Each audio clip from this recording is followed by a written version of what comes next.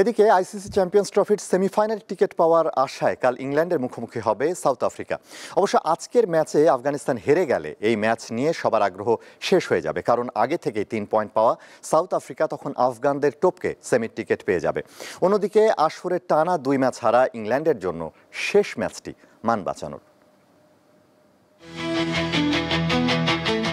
আসরে উড়ন্ত সূচনা করেছিল ইংলিশরা। বেন ডাকেটের চ্যাম্পিয়ন্স ট্রফির ব্যক্তিগত সর্বোচ্চ 165 রানের ইনিংসে ভর করে এই প্রতিযোগিতার ইতিহাসের সবচেয়ে বড় স্কোরের রেকর্ড করে তারা। তবে 4 ঘন্টারও কম সময়ে জশ ইংলিশ ঝড়ে ভেঙে যায় ইংলিশদের সে রেকর্ড, সাথে ভাঙে তাদের মনও। পরের ম্যাচে প্রথমবার চ্যাম্পিয়ন্স ট্রফি খেলতে আসা আফগানিস্তানের কাছে হেরে কেবল মন নয়, ভেঙেছে ইংল্যান্ডের সেমিফাইনালের স্বপ্ন।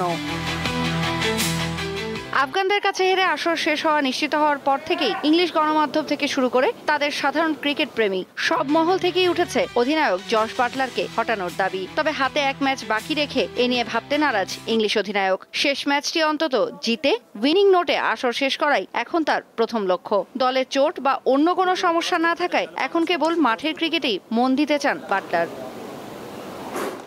অন্যদিকে প্রথম ম্যাচে আফগানদের হারিয়ে মনোবল আর পয়েন্ট দুটোই বাড়িয়ে নিয়েছিল সাউথ আফ্রিকা। তবে পরের ম্যাচটা বৃষ্টিতে ভেসে যায়, তাই অস্ট্রেলিয়া বধ না হলেও একটি পয়েন্ট পাওয়া হয়ে গেছে। ওই একটি পয়েন্টই এখন তাদের জন্য উদ্ধারকারী হয়ে আসতে পারে, কারণ ইংল্যান্ডকে হারিয়ে 2 পয়েন্ট পাওয়া আফগানরা এখন স্বপ্ন দেখছে গত ওয়ানডে বিশ্বকাপে অস্ট্রেলিয়াকে হারাতে না পারার আক্ষেপ ঘোচাতে। আফগানরা স্বপ্ন পূরণ করলে প্রোটিয়ারা শেষ 4-এর টিকিট পাবে অজিদের চেয়ে ভালো রান রেটের কারণে। আর আফগানিস্তান হেরে গেলে বৃষ্টির কল্যাণে পাওয়া একটি পয়েন্টই প্রোটিয়াদের নিয়ে যাবে সেমিফাইনালে।